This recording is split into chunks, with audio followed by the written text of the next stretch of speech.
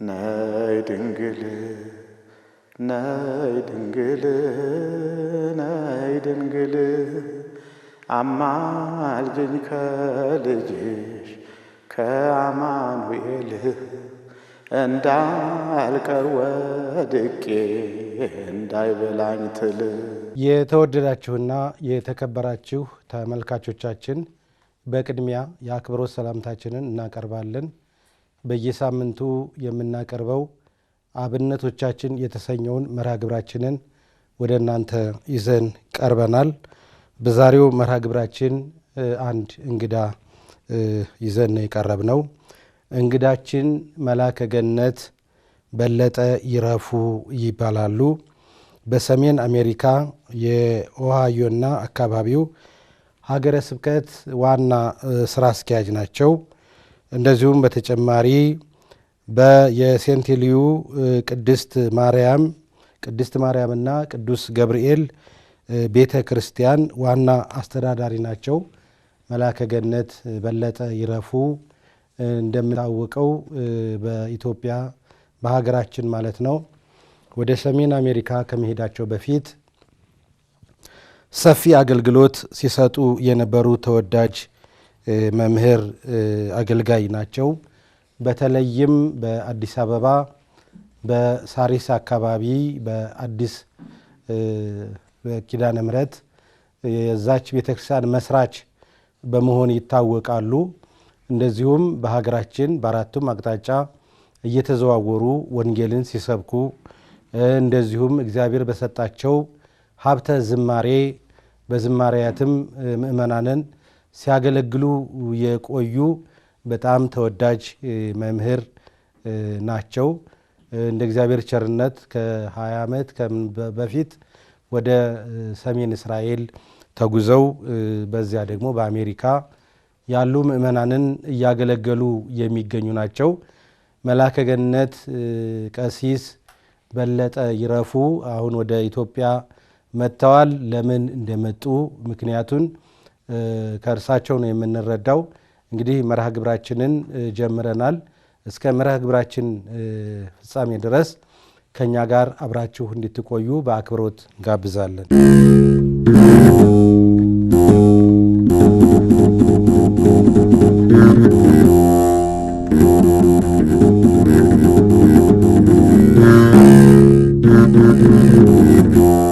የተከበሩ አባታችን መላከ ገነት በለጠ ይረፉ ወደ ምድራችን ወደ ሀገራችን ወደ ኢትዮጵያ መጥተው ነው ያገኘነውትና እንደው ለምን እንደመጡ ከዚህ ብንነሳ ጥያቄዎች አሉን ወደ ኋላ መለስ ብለን፣ ግን አሁን እዚህ የመጡበትን ምክንያት ቢነግሩን። እሺ መጋቤ ምስጢር በጣም አመሰግናለሁ። አምላካችን እግዚአብሔር በመካከላችን ሆኖ የምንወያየውን የምንናገረውን ጠቃሚ እንዲያደርግልን ፈቃዱ ይሁን። በቅድሚያ እኔን ለእንግዳችሁ አድርጋችሁ ስለጋበዛችሁኝ በጣም አመሰግናለሁ። ካለሁበት ሀገር የመጣሁት በሁለት በሶስት ጉዳይ ነው። አንዱና ዋነኛው ጉዳይ በስተርጅናም ቢሆን በስተሽምግልና ባለሁበት ሆኝ ቅዱስ ሥላሴ መንፈሳዊ ዩኒቨርሲቲ የተልእኮ ትምህርት ማር ነበረ። የነገረ መለኮት ትምህርት በፓስቶራል ቴዎሎጂ እና ትምህርቱን ተከታትዬ ሲፈጸም ለምርቃት ፕሮግራሙ ነው የመጣሁት። እግዚአብሔር ይመስገን በዛ በዩኒቨርሲቲው የምርቃት በዓሉን ተካፍዬ ምርቃቱን አግኝቼ ለማክበር ለዚህ ነው አንዱ ዋናው ይሄ ነው። ሁለተኛው ልጆቼ ህፃናት ልጆች አሉኝ። ትልልቆቹ ሳይሆኑ ትንንሾቹን ይዤ ነው የመጣሁት። ሀገር እንዲያዩ፣ ቤተክርስቲያን እንዲያዩ፣ ቋንቋ እንዲለምዱ፣ ዘመድ እንዲጠይቁ አስቤ ነው የመጣሁት። እና እግዚአብሔር ይመስገን በሁሉም አድባራት በተለይ በነበርኩባቸው ቦታዎች እየሄድኩ ልጆችን እያሳየሁ ነው፣ እያስጎበኘሁ ነው። ከምእመናን ጋር እያገናኘሁ ከካህናት ጋር እያገለገልኩ ነው። በረከት ለማግኘት እዛ በውጭ ስንኖር የሚናፍቀንን ነገር ለማግኘት መቼም እዚህ ያለው ብዙ ነገር በዓለም ላይ የለም። መምህር እንደሚያውቁት የቤተ ክርስቲያን ነገር ይናፍቃል። ስርዓቱ፣ አገልግሎቱ፣ ማህሌቱ፣ ቅዳሴው፣ ሰዓታቱ፣ ካህናቱ ይናፍቃል።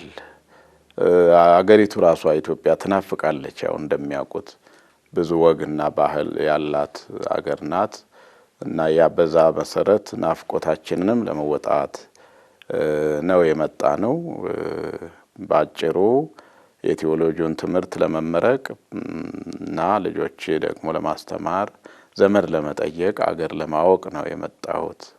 መልአከ ገነት በጣም ጥሩ ነገር ነው። እንደው ከዚሁ ሳንወጣ ሶም ተናግረውታል።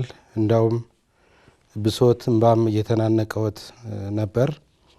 በእርግጥ ከሀገር መውጣት ብዙ ትዝታዎች እንባን ሊያጭሩ ይችላሉ። እንግዲህ ለምእመናን መልእክት የምናስተላልፍበት መድረክ ስለሆነ ያው ያለውን ተቋቁመው መልእክቶቹን እንዲያስተላልፉልን ነው እንገልጸው።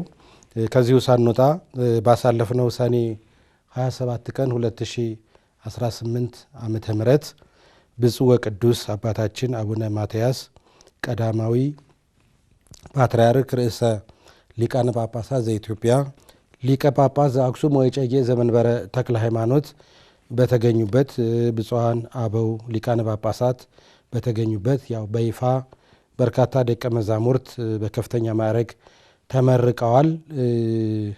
እንደ አጋጣሚ በከፍተኛ ማዕረግ ከተመረቁት ደቀ መዛሙርት መካከል ደግሞ እርሶም ይገኛሉና በጣም የሚያስደስት ነገር ነበር። እንደው ትምህርቱን በዚያ ሆነው አገልግሎት እየሰጡ አገረ ስብከትን ያህል እየመሩ በቤተ ክርስቲያን በአስተዳዳሪነት፣ በወንጌል አገልግሎት፣ በዝማሬ በውጭ ዓለም እንደሚታወቀው ብዙ ካህናት የሌሉበት ስለሆነ ከባድ ነው አገልግሎቱ። በቅዳሴውም በወንጌሉም በሁሉም ዘርፍ ነው የሚያገለግሉትና ይህንን አገልግሎት ዘርፈ ብዙ አገልግሎት እየሰጡ የቴዎሎጂውን ትምህርት ደግሞ ተከታትለው በከፍተኛ ማዕረግ ለመመረቅ በቅተዋልና እንደው እንዴት ነበረ? እንደው ይህንን አጣጥመው አገልግሎቱን ከትምህርቱ ጋር እንዴት ተከታተሉት? እንደው ይህንንም ይነግሩን። በውጭ ሀገር ያለው አገልግሎት ስራ በእውነትም ብዙ ነው፣ ሰፊ ነው፣ ከባድ ነው። እዚህ ብዙ ሊቃውንት ካህናት ባሉበት የሚገለገለውን አገልግሎት በውጭ ሀገር በተወሰኑ ካህናት በጥቂት አገልጋዮች የምንሰጠው አገልግሎት ነው። እንዳሉት ደግሞ በተጨማሪ ሀገረ ስብከት አለን፣ በዛም እናገለግላለን።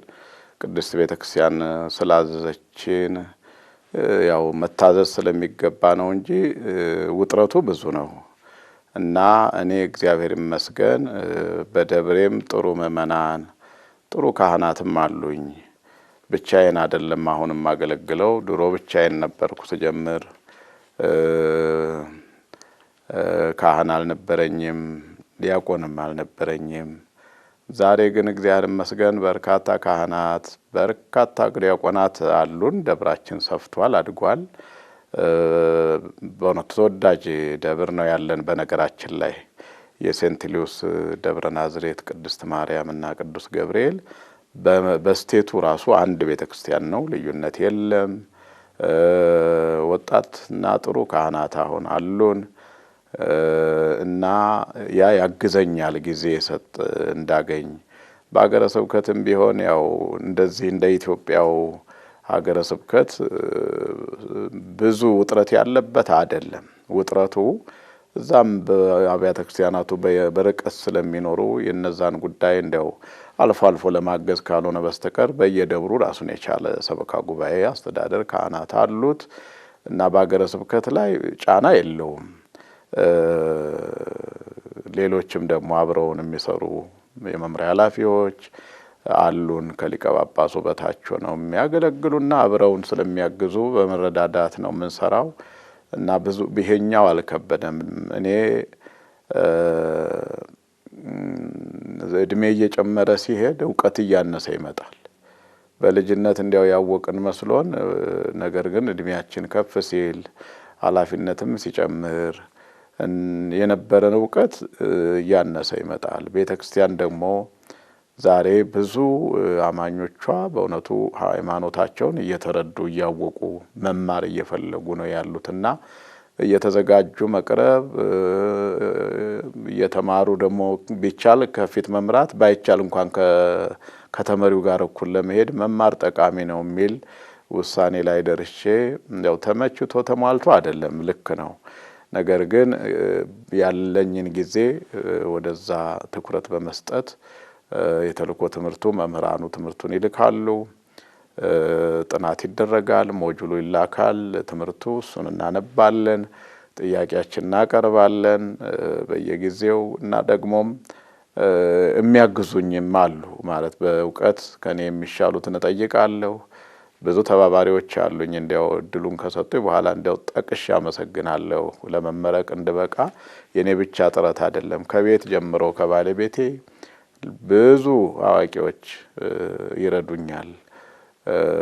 በቋንቋው ከኔ የተሻሉ ቋንቋውን ይረዱኛል። በቴዎሎጂ በጣም የበሰሉት በዛ ያግዛሉ እና ትምህርቱን ጨርሼ እዚህ ደግሞ ስመጣ እግዚአብሔር ይመስገን እንዳሉት በደረጃ ተመረኩ።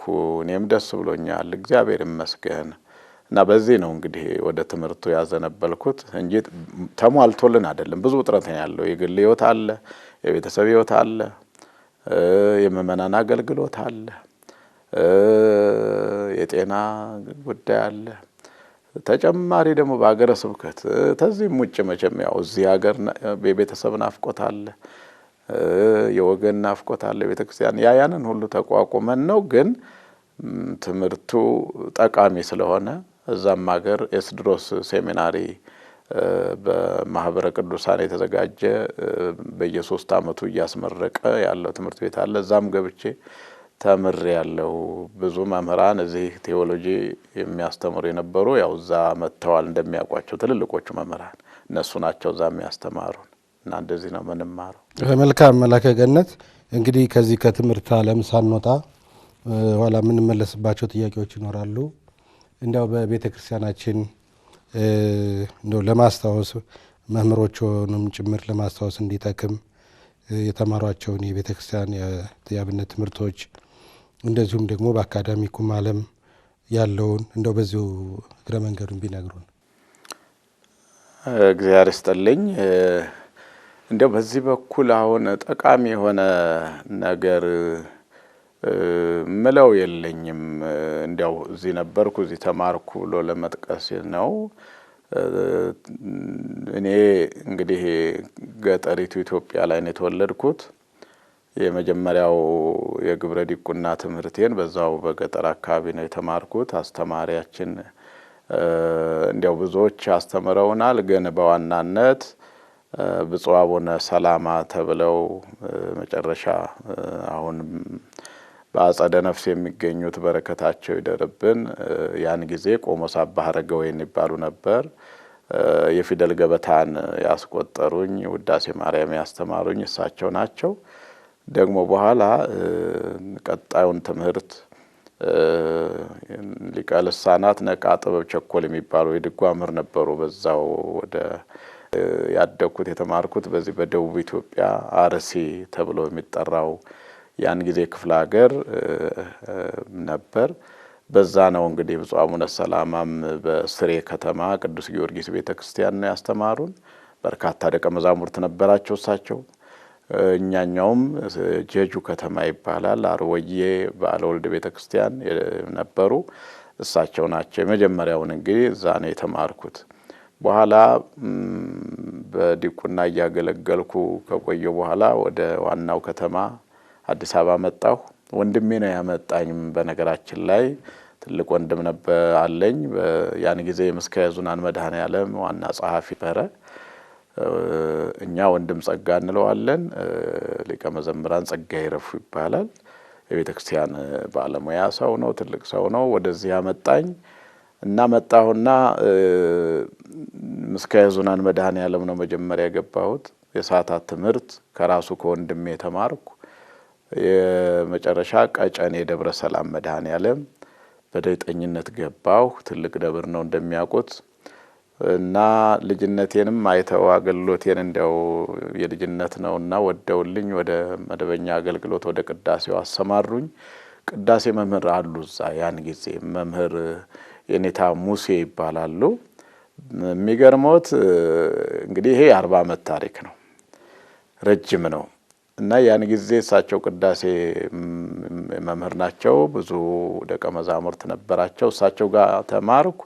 አሁን እንዲያውም በዚህ ዓመት ስመጣ ናፍቀውኝ እና እንዲያው ባገኛቸው ለበረከት ብዬ ሄጄ ደብረ ሰላም አሁን ባለፈው መድኃኔዓለም አገልግሎት ሰጥቼ እዛው ቆይቼ እሳቸውን አስጠርቼ አገኘኋቸው። በእውነቱ ድጋሚ እንዲመርቁኝና እሳቸው ጋር ቅዳሴውን ተማርኩ ማለት ነው።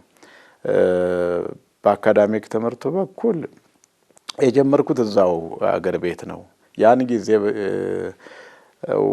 ዲያቆናት የቤተ ክርስቲያን አገልጋዮች ወደ አስኮላ ትምህርት ቤት ወደ ዘመናዊ ትምህርት ቤት ስንሄድ ብዙ አይፈቀድም፣ ብዙ አይደገፍም ነበር። ግዕዝ ማንበብ እንጂ አማርኛ ማንበብ ራሱ ብዙ አይደገፍም ነበር። ዲያቆናት አገልጋዮች የቤተ ክርስቲያን ልጆች ወደዛ ማድላት እንዲያው ከእምነቱ እንደመውጣት ሁሉ ተቆጥሮ ያኔ እንትን አሉን። አቆምኩ። በኋላ አዲስ አበባ ተመጣሁ። በኋላ ግን የመጀመሪያ ደረጃ ትምህርቴን የተማርኩት ደጃዝማች ወንድይራድ ትምህርት ቤት ነው። ሁለተኛ ደረጃ ደግሞ እዚህ ዳግማዊ ምኒልክ 4 ኪሎ ነው የተማርኩት። በኋላ አልፋ ኮሌጅ የሚባል የማኔጅመንትና ፋይናንስ ኮርስ ወስጃለሁ። እንግዲህ ከዛ በኋላ ከህይወትም ጭምር ያው ህይወትም ያስተምራል፣ ኃላፊነትም ያስተምራል። የቤተ ክርስቲያን ኃላፊነት እንዲያው በእድሜም እውቀትም ሳልበስል የተቀበልኩት ያህል ይሰማኛል። ያኔ በልጅነት ነው የተሾምኩት። እንደሚያውቁት በየደረጃው ሰባኪ ወንጌል ነበርኩ። ትልቅ ኃላፊነት ነው። የወንጌል መምህር መሆን በጣም ከባድ ነው። በእርግጥ እንደዛሬው ሰፊ ጉባኤ በየደብሩ ያን ጊዜ ባይኖርም ግን በጣም የስብከት ወንጌል ጉባኤ እየተቋቋመበት እየተስፋፋ የነበረበት ዘመን ላይ ሰባኪ ወንጌል ነበርኩ በብዙ አድባራት። ቀጥሎ ዋና ጸሐፊ ከየካ ደብረ ሳህል ቅዱስ ሚካኤል ጨምሮ ማለት ነው። በኋላ አስተዳዳሪም ሆኜ ሙሉ ኃላፊነት ተሰጥቶኝ ነበርና ይሄም ሌሎች ወደ እውቀት እኔ ወደ ሹመት ተዘዋወርን ማለት ነው። ወደዛ ስንገባ ኃላፊነቱ ትልቅ ነው። በወጣትነት ደስ ይላል፣ በልጅነት መንፈስ ሹመት ደስ ይላል፣ ኃላፊነት ላይ መቀመጥ ደስ ይላል። በተለይ በቤተ ክርስቲያን ነገር ግን ይገርሞታል። መጋቤ ምስጢር መምህር ሳውል እርሶም ያኔ ወጣት ሰባኪ ነበሩ አይደለም? እውነት ነው እንዴ? አዎ አብረንም አገልግለናል። በእድሜና በኃጢአት እኔ በልጦት ይሆናል እንጂ እርሶ በእውነት በወጣትነት ነው እርሶንም ማቆት በልጅነት እና እግዚአብሔር እየረዳን አባቶቻችንም በጸሎትም በምክርም እያገዙን በእኔ ባገለገልኩባቸው አድባራት ሁሉ በፍቅር ነው የኖርኩት፣ በደስታ ነው የኖርኩት። እኔ አሁን ዝርዝራቸውን እንግዲህ የምናነሳ ከሆነ በኋላ እንቀጥላለን። በየኖርኩባቸው አድባራት በአብዛኛዎቹ 2 3 ተመልሼ ሰርቻለሁ። ምእመናን ስንሳሳት እያረሙ እየመከሩ ግድ የለም እያሉ እነሱ በሰሩት እኛ እየተመሰገን ለሽልማት በቅተን አውቃለሁ። የኖርኩበት አድባራት ሲሸለም ያው የተቀበልኩት እኔ ነኝ፣ የሚሰራው ግን ህዝቡ ካህናቱ ሁሉ ናቸውና እንግዲህ ተዛ በኋላ ያው ወደ ውጭ ሀገር ተመድቤ ወጣሁ። ጣሊያን ሀገር ጣሊያንኛ ቋንቋ ትንሽ ለመማር ሞከርኩ። እዛ ነው ተልኬ ወጣሁት። እንደው ወደ ውጭ ዓለም ከመሄዳችን በፊት እዚሁ ኢትዮጵያ ትንሽ እንቆይና በተለይ እንግዲህ ያው እንደሚታወቀው ሶም እንደገለጹልን በኢትዮጵያ ምድር ያው አገልግለዋል በሚገባ ዘርፈ ብዙ ነው ማለት በወንጌል በዝማሬ እንደዚሁም ደግሞ በጸሐፊነት ከዚያም ደግሞ በአስተዳዳሪነት ሲያገለግሉ ቆይተዋል። ሁሉንም መጥቀስ ቢከብድም ወይም ደግሞ ጊዜ ባይፈቅድልንም ነገር ግን ሊጠቀስ የሚገባው አንድ አገልግሎት አለ በሁላችንም አእምሮ ውስጥ ያለ ነው። እርሱም በአስተዳዳሪነት ሲመጡ በዚህ በሳሪት አካባቢ አዲስ ሰፈር ነው አዲስ አምባ ኪዳነ ምሕረት የዛች ቤተክርስቲያን መስራች እንደሆኑ ያው ይታወቃል።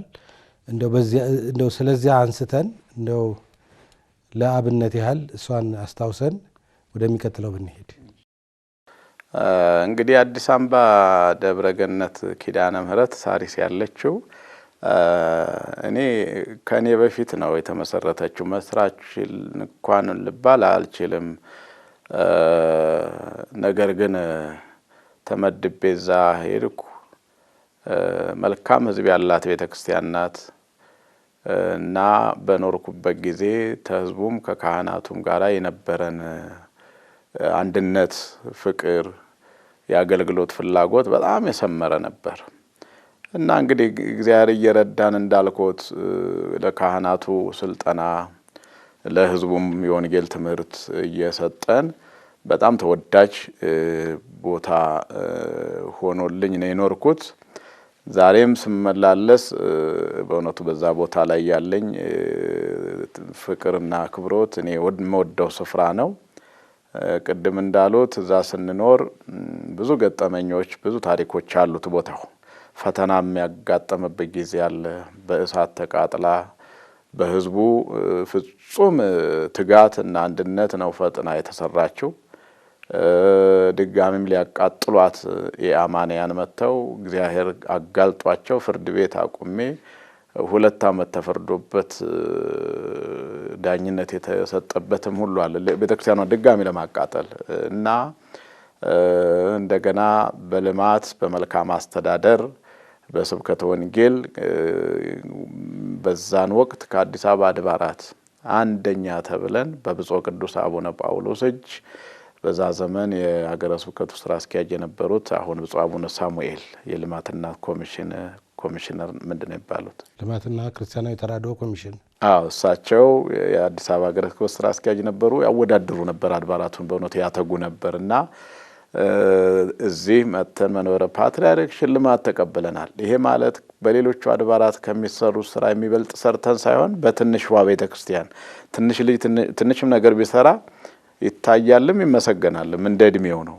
ያቺ ትንሽ ደብር በእድሜዋም ተተቋቋመችም ጥቂት ዓመታት የሆናት ግን የተሰራው ስራ በጣም ትልቅ ስለነበር ለዛ በቅተናል እና አዲስ አምባ በጣም እኔ በእውነቱ ውሎታለሁ። ኪዳነ ምሕረት ወደፊትም አጽመ ርስት እዛው ምትሆንልኝ ነው ብዬ ነው ማስብ። ከሕዝቡ መልካምነት ከካህናቱም በዛ ዘመን በተለይ የነበረው በጣም ነው እንትን የሚለውና የአዲስ አበባው ታሪክ ይሄን ነው የሚመስለው።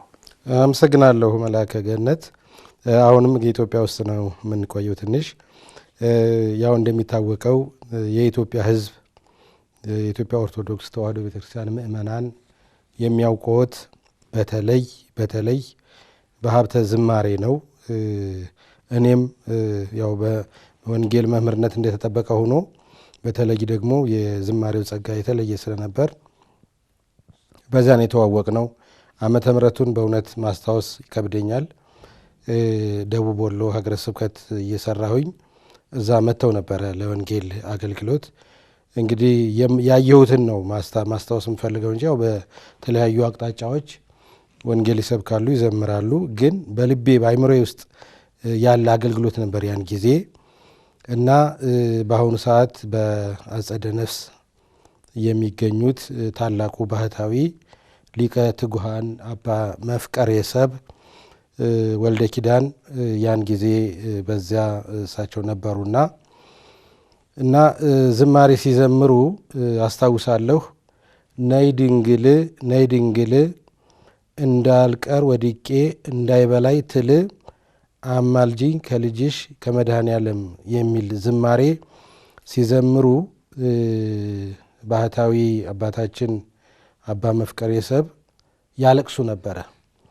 እንደው ከዚህ እንነሳና እንደው ያን እንዴት ያስታውሱታል ይህን አገልግሎት? መጨረሻም ላይ መቼም ያው ይሄ ድምፅ እንደ ድሮ ባይሆንም አሁን በአገልግሎት በተለያየ መንገድ ጫና ሊፈጠርበት ይችላል። ግን ቢሆንም ደግሞ ያው የተሰጠ ጸጋ ስለሆነ አሁንም ይኖራል። መጨረሻም ላይ ያው ዝማሬም እንደሚያሰሙን ተስፋ አደርጋለሁ። እስቲ ወደዚህ ሀሳብ እንምጣ። እንግዲህ ዝማሬ ያው ከአገልግሎት ክፍል አንዱ ነው። እኔ ያው በዲቁና ክህነት በቅስና ክህነት በማገለግልበትም ጊዜ ያው ዝማሬም በመጠኑ ያው ዘምራለሁ። የዝማሬ ካሴቶችንም አቅርቤ ያለው ለምእመናን። ትልልቅ ዘማሪያን አሏት ቤተክርስቲያን። የዝማሬ ሀብት ያላት ቤተክርስቲያን ናት። ከቅዱስ ያሬድ ጀምሮ እንግዲህ ከጻድቁ ብዙ ሊቃውንት የዝማሬ መዋሥዕቱ መምህራን፣ የአቋቋሙ መምህራን፣ የድጓው መምህራን፣ የቅዳሴው መምህራን ናቸው ትልቁን እንግዲህ ዘማሪያን የሚባሉት።